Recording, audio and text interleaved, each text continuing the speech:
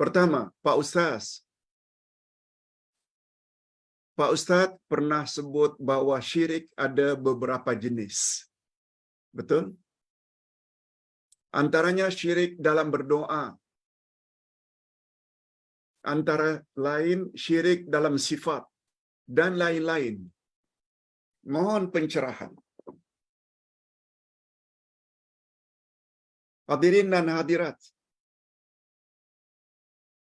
Di dalam buku Ustaz ini, Hakikat Dua Kalimah Syahadat, ditambah pula dalam buku Ustaz ini, Bahaya Syirik, ditambah lagi dengan buku Ustaz yang cover lama, Akidah Ahlussunnah wal Jamaah Jilid 1. Semuanya Ustaz dah sebut. Ini yang bertanya ni kalau tak salah orang lama. Tak bacakah buku ini semua? Namun demikian Ustaz layan juga untuk manfaat orang lain juga selain yang bertanya. Syirik ada dua jenis, syirik besar dan syirik kecil. Tentang bahaya syirik semua kita dah tahu.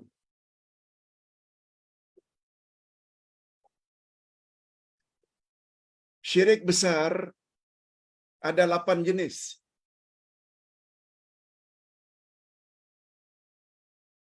Dan syirik kecil sangat banyak.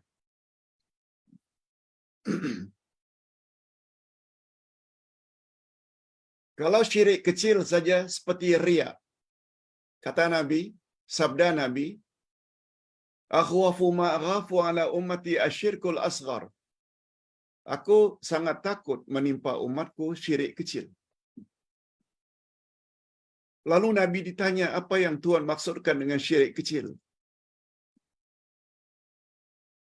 Nabi jawab, asyirkul asghar huwa riya. Syirik kecil adalah riya.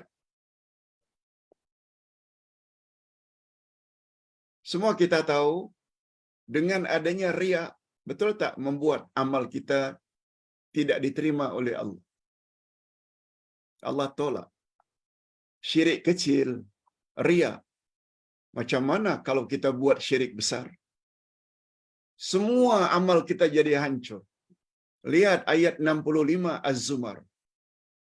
La in asyrakta la yahbatanna amaluk wa la takunanna minal khasirin. Bila kamu terlibat dengan syirik, hancur musnah seluruh amal baik kamu, dan di akhirat kamu pasti termasuk orang-orang yang rugi. Dan syirik besar pula ada 8 jenis. Antara lain syirik sifat.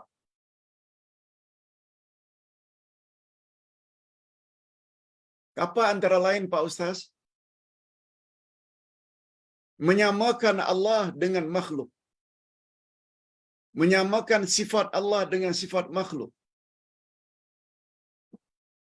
Ustaz buat contoh. Yang mengetahui perkara gaib hanya Allah. Kalaupun ada selain Allah yang mengetahui perkara gaib, hanya Rasulullah. Sebab Rasulullah dapat wahyu. Allah boleh beri tahu kepada Rasul beberapa perkara gaib melalui wahyu yang Allah tidak bagi tahu kepada manusia lain. Itu sebabnya gaib terbagi dua, gaib hakiki dan gaib idhafi. Oleh sebab itu, bila ada muslimat percaya dengan perkara gaib yang diberitahu oleh bomo. Oh, yang santau kamu ini si Fulan. Oh, kamu tahu tak bahwa si Fulan itu berniat tidak baik pada kamu. Padahal perkara itu perkara gaib. Oh, kamu kalau begini dan begini, nanti tak lama lagi akan menimpa kamu bahaya ini dan itu. Semua perkara gaib. Bila muslimat percaya dengan ramalan bomo itu, syirik. Itu namanya syirik sifat. Yang mengetahui perkara gaib hanya Allah. Lalu kita berikan bahwa sifat itu juga dimiliki oleh bomo, oleh dukun. Itu namanya menyekutukan Allah dengan bomo. Rasul tidak. Sebab Allah sebut dalam ayat Al-Quran, manirtada min rasul. Beberapa perkara gaib Allah boleh beritahu kepada Rasul. Rasul, yes. Allah tidak sebut. Manirtada min dukun. Manirtada min bomo.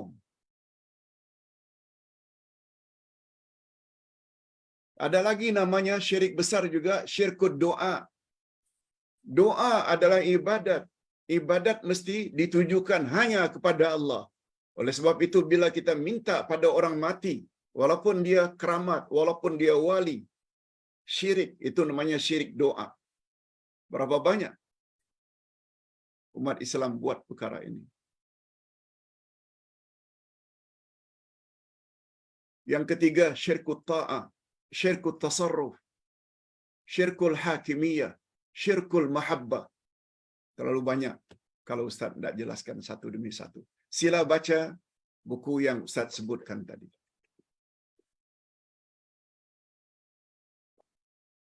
Karena pentingnya Ustaz sebut pada ketiga-tiga buku ini. Sebab dia ada berkaitan. Pertanyaan yang kedua, Pak Ustaz. Ketika kita nazak, ketika seseorang nazak, sakaratul maut, kita disuruh oleh Nabi agar ajar kalimat tauhid, la ilaha illallah. Tetapi saya pernah dengar kita ajar la ilaha illallah tapi yang keluar itu la ilaha illa anta subhanaka inni kuntu minaz zalimin.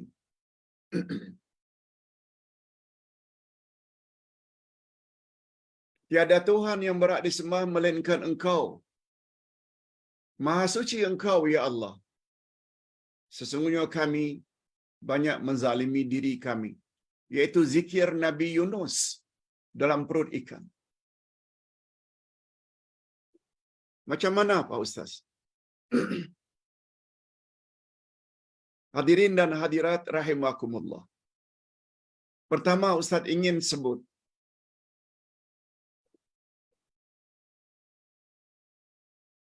sabda Nabi riwayat Imam Bukhari, hadis sahih, innamal a'mal bil khawatim.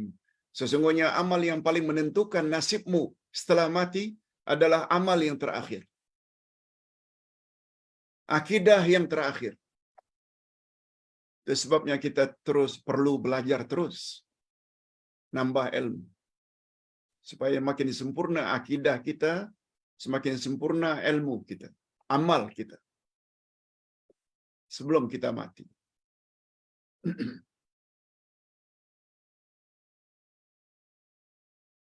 Itu sebabnya 2 hari yang lalu Ustaz kirim berdasarkan penyelidikan seorang doktor di Jakarta.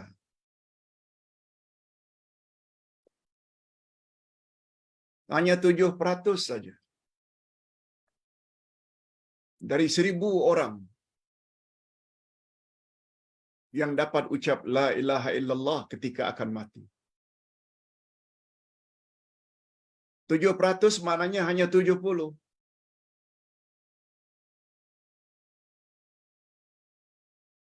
70 orang dari 1,000.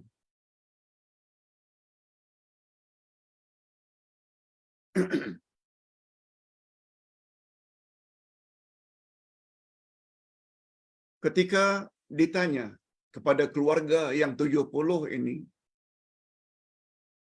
rupanya yang dapat ucap la ilaha illallah itu orang yang rajin qiyamul lail, rajin berpuasa sunat, rajin membaca Al-Quran, rajin infak, sedekah, wakaf. Dan rajin menghubungkan silaturrahim.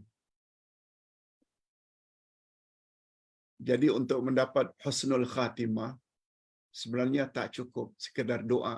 Allahumma khtim lana bi husnil khatimah wa la takhtim alaina bi su'il khatimah. Tak cukup.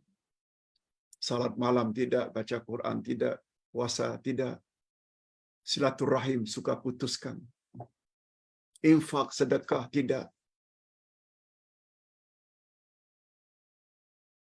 Na'udzubillahi min dzalik.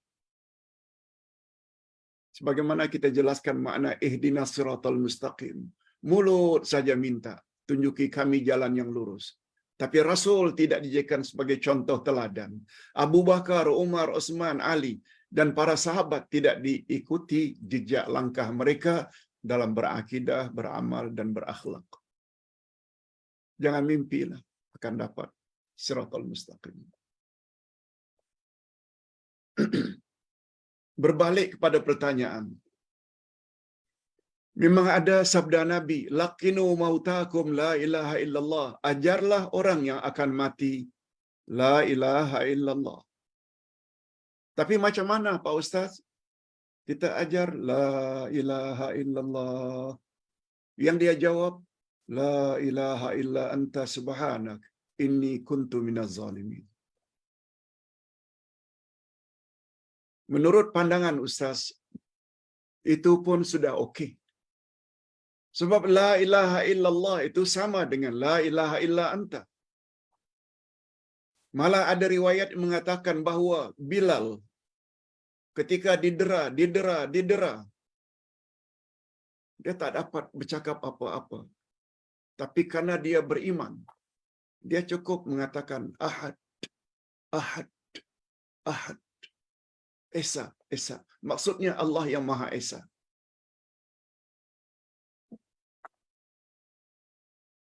Apalagi kalau dia sebut lengkap asyhadu an la ilaha illallah wa asyhadu anna Muhammadar Rasulullah. Sebab itu yang disebut oleh Nabi kepada angkelnya Abu Talib ketika naza. Ya ammi, oh my uncle. Ucaplah uncle, la ilaha illallah Muhammadur Rasulullah. Asyhadu an la ilaha illallah wa asyhadu anna Muhammadar Rasulullah. Dua kalimah ini akan dapat bantu uncle nanti di akhirat. Tapi diganggu oleh Abu Jahal, Abu Lahab. Jangan kamu ucap. Akhirnya sampai mati. Lagi-lagi yang Nabi sebut pula, asyhadu an la ilaha illallah wa asyhadu anna Muhammadar Rasulullah. Semuanya itu menunjukkan imannya tetap kepada Allah yang Maha Esa. Sama ada dapat ucap la ilaha illallah atau asyhadu an la ilaha illallah wa asyhadu anna Muhammadar Rasulullah. Atau andai kata sudah terlalu terdesak, hanya dia sanggup ucap Allah. Macam Bilal tadi, ahad, ahad. Itu juga di antara nama-nama Allah. It's okay, insyaAllah. Kita berdoa mudah-mudahan kita semua dapat menyebut dengan lengkap. La ilaha illallah. Sebut ya, bukan dengar. Sebab Nabi bersabda dalam hadis lain, man kana akhiru kalamihi la ilaha illallah dakhalal jannah.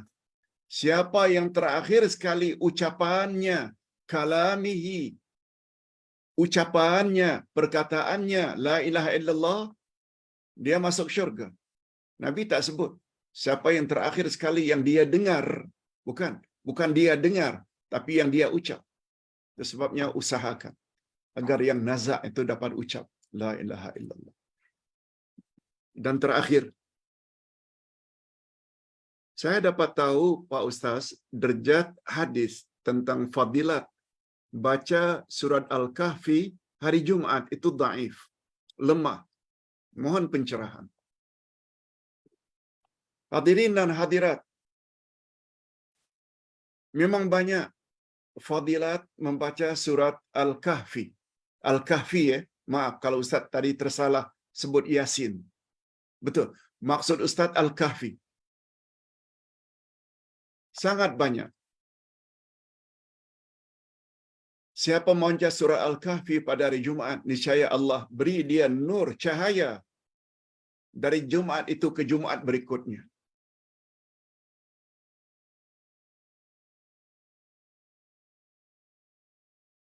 Siapa yang membaca surah Al-Kahfi pada hari Jumaat, ganjarannya ini dan itu. Banyak versinya.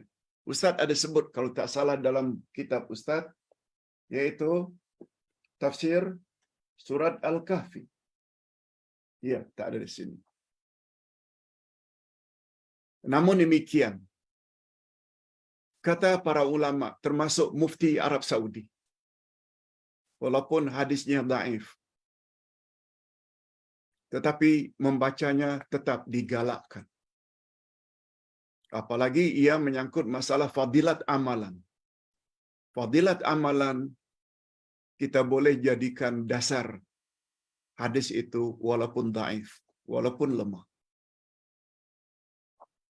Apalagi Nabi Muhammad sallallahu alaihi wasallam bersabda dalam hadis sahih riwayat Imam Muslim, siapa yang hafal 10 ayat pertama dari surat Al-Kahfi atau 10 terakhir surat Al-Kahfi, dia akan selamat dari godaan Dajjal akhir zaman.